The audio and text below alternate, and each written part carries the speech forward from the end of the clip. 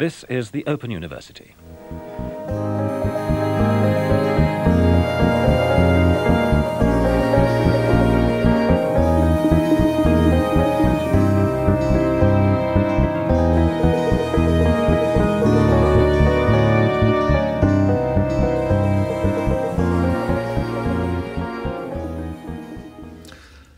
Welcome to the Faux Didactic Open University, and this is a bit of a patchwork episode because we're talking about both the last couple of songs for the Athenian album by Momus, the 2021 album from Momus, which you can now pre-order at the link just here, and also talking about the design process, because I always enjoy when I make these videos talking about the design process for my records.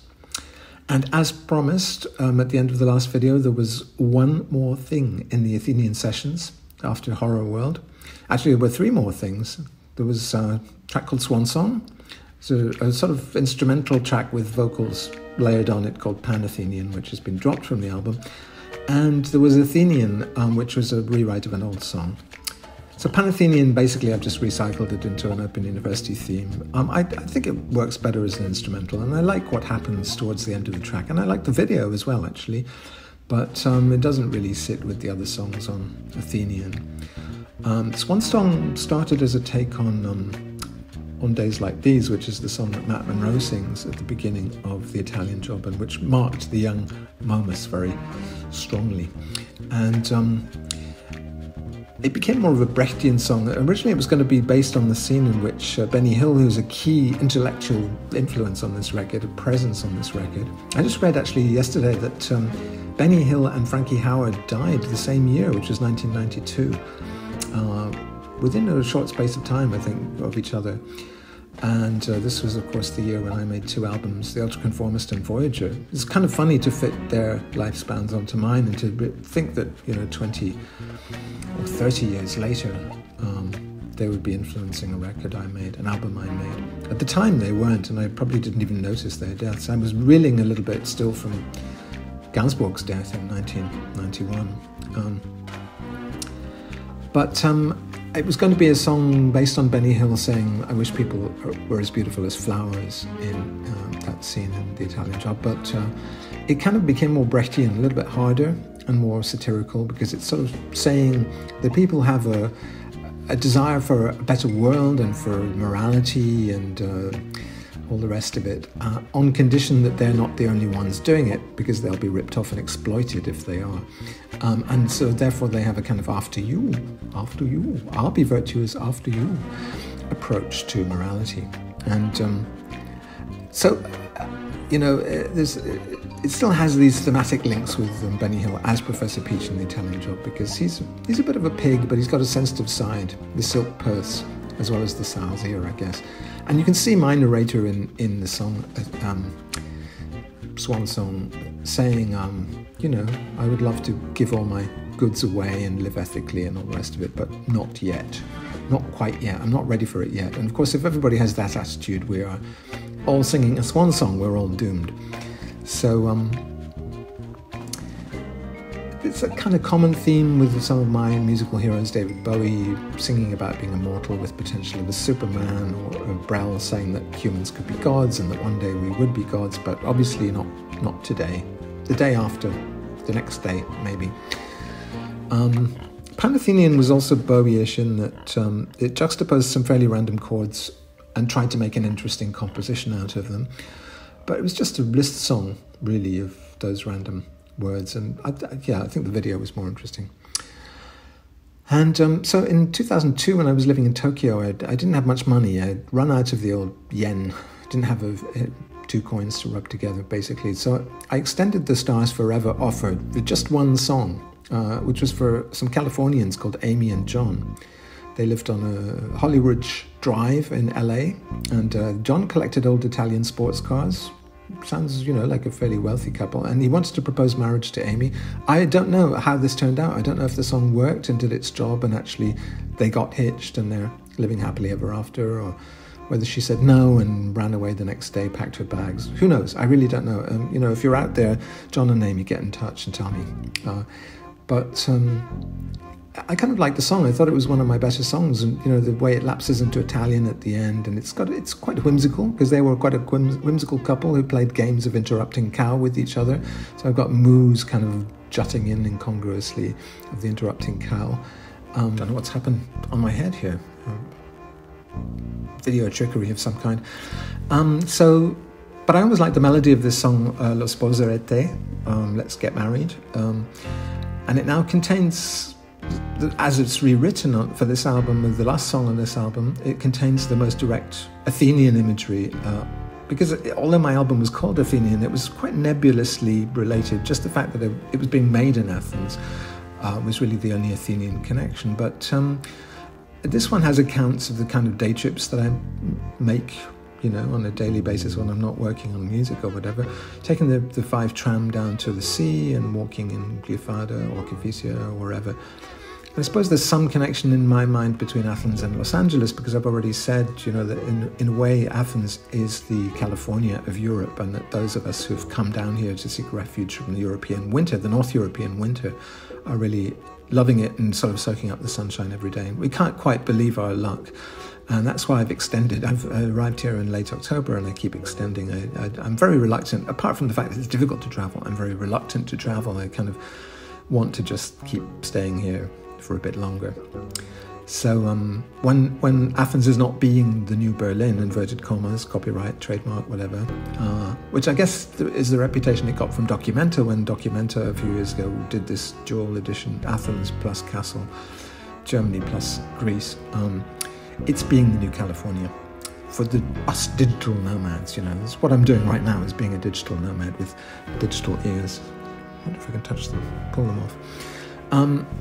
So at that point, when I did that, I knew that the album was finished, and I got busy scheduling it with Darla, my American label, and thinking about sleeve imagery. And I always find that a very interesting moment, because it's not really a shift from the musical to the visual, because I've been doing videos anyway all the way through, and this is the way I make songs now. They are video songs, and the audio, the singing, the conceptualization as a song is all mixed up with what it'll be as a video as well. Although the video is kind of an afterthought, but and it's a quick and dirty afterthought, because I tend to work on them very, very rapidly. Nevertheless, it's something I do. The visual is strong. It's funny, I saw some people yesterday complaining about the new St. Vincent single, basically, which takes a Bowie-esque approach to a kind of sleazy 70s disco, a bit like Fame. She's singing stuff. And someone said this reminds me of Momus, because she seems to be prioritizing the visual over and the conceptual over the musical. I don't really get even the difference, but perhaps that's my problem and Annie's problem. I liked it anyway. I liked her new single. And I could see it relating to what I was doing in the mid-90s or the late 90s a little bit, Professor Schaftenberg or whatever.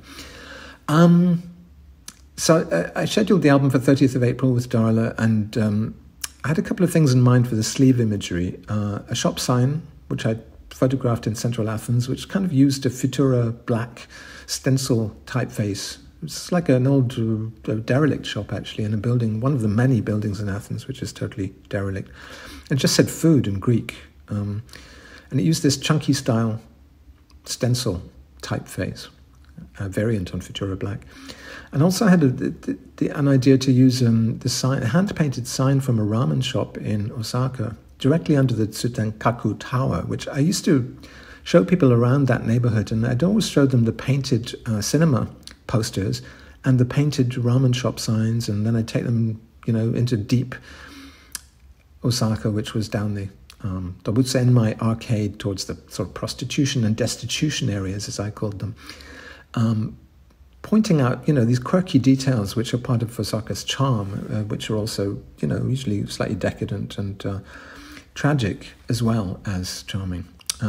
So we have this Heta Uma figure, a bit like the kind of figures that Misaki Kawai would come up with for albums like Bibliothèque. Deliberately bad. Heta Uma is a manga term meaning deliberately crude and bad. And so this clown, he's like a black-haired clown. And originally he's eating ramen, but he looks a bit astonished, a bit tragic somehow, a bit disturbed, as clowns are wont to do. So I kind of digitally altered him and made him into a character who's looking at his earlier self, a kind of owl, which is standing perched on his the palm of his hand. And he looks astonished to see that, his young self is looking equally astonished back at him. So in a way, it now represents the owl of Athena. I wanted there to be an owl. And there were various versions in which I showed the owl looking more owlish. It went through many changes as usual. But eventually I went with an image which is, you see the same face at different stages in life. So it relates very much to this album's theme of me having lived in Athens as a child and coming back here and getting a sense of what it is like to have traversed such a long expanse of time, many decades. It's 51 years since I lived here. And I thought this image, in the end, summed that up quite well. I mean, as an owl, as a sort of little statue of an owl, which I photographed in a window somewhere close by where I'm staying here, it looked more like a death's head, and it looked a little sinister as a kind of memento mori, like the Holbein paintings where someone's looking at a skull in a still life or something. But I thought it was more appropriate to be looking backwards to my childhood, because it's not really a memento mori kind of album. And so I went, since I finished the album, I became sociable again, and I arranged to meet with my art scout friend Eleanor, who's an artist and architect, essentially, and who's introduced me to many people here. And so we met in the Kolonaki area, which is kind of the upscale neighborhood where my dad used to work in the British Council. There's a coffee place I like there called Samba. We went there, and we happened by chance to run into a friend of hers walking towards a bakery. And this is Joshua, who's a Dutch graphic designer and filmmaker who's based here in Athens, has been, I think, for 7 years or so. And with his Greek partner, Kostas, he runs a little design office called Typical Organization for Standards and Order, which is kind of a slightly tongue-in-cheek, feet of clay kind of name for their graphic design partnership. Maybe slightly inspired by Peter Saville, actually, this sort of factory records and all that kind of imagery of, they love ISO standards, and there's a certain overlap with, say, Jasper Morrison's idea of supernormal, the supernormal design ethic, which is, if it's not broke, don't fix it. Don't mess around and try to be original just for the sake of, fancy, iconic design. Do something that's functional, practical, beautiful in its functionality, rather than in some kind of gimmick that you give it. So the Typical Organization for Standards and Order is the name of their organization. We ran up against some interesting paradoxes, though, because the typical thing for designers to do is to be non-typical. And that's exactly what we came up with. I was hoping they would be able to work within the Digipack format, which I always do, the 4-panel Digipack, but they came up with a different idea, as you'll see in the video which follows, because I've videoed some of our meeting. For me, especially also with you're really questioning what is this ball, what is in this ball, what she's getting out there. It's funny, because if I was not said that this was something food, I would mostly pay attention to the tubing. It's mostly yeah, but there's this expression in him which is not it's between sort of amazement and sort of horror. We started to talk about your sound. Costa was referring to Dutch band. It's funny enough. Really? Yeah. We are starting thinking trying to find because I have a history of listening to your music, and I was finding kind of parallels to other things I kind of like, and I refer to this kind of Dutch English band called Legendary Pink Dots, but it's kind of mostly in a cult. Edward Caspel. Yeah, Edward Caspel. Yeah, people keep mentioning him and relating him. I think it's a really different initiative. It's really somehow strange, psychedelic, occult persona. It's more like the theatrical narrative of it somehow. This was just, I think, it's more of the logic of materials.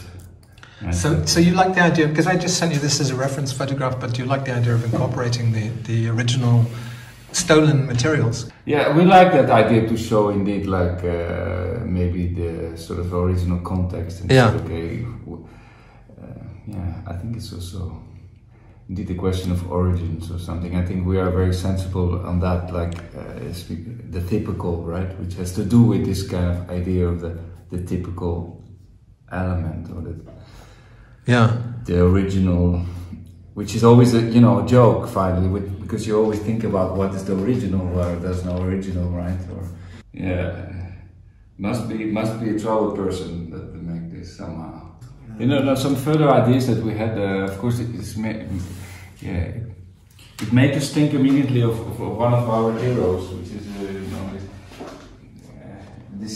this type, of course. Like we did this more research, because I think the first thing I said, it's like, wasn't it Joseph Alberts that made this type? And we said no, it's not, like, because this Futura was Paul Rene, and this is Futura, but we just found that actually this type was designed independently from Futura, from Joseph Alberts. And then the Bauer company that had Futura found his drawings and said, okay, we can include it even if it's a kind of different design. Yeah. It had some principles, and they thought, okay, it's good maybe to make a set. It's weird because it has this name Futura, but it doesn't look anything like any of the other Futuras, Yeah. But the original Bauer company somehow included in the typeset of Futura this like Futura black stencil. Yeah. Alberts, wow, so that whole history of the square and all the paintings he made is in this. Wow, I didn't know that. Yeah, I love that series actually. It would be great to make references somehow to that as well.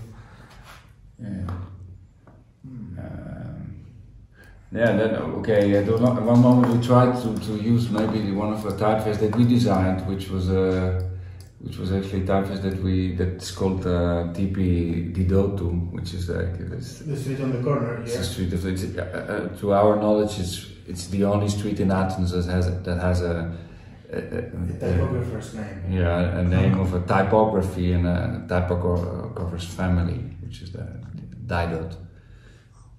Didot, Philhellene family, that they were supposedly the first like print presses that after independent Greece they were like, it was the first typefaces that were actually used like to print Greek stuff, and it happens to be just on the corner of our studio, so we kind of did our version of that typeface, which is like the Didot family anyway, but it's kind of like maybe we thought it's a bit too elegant somehow.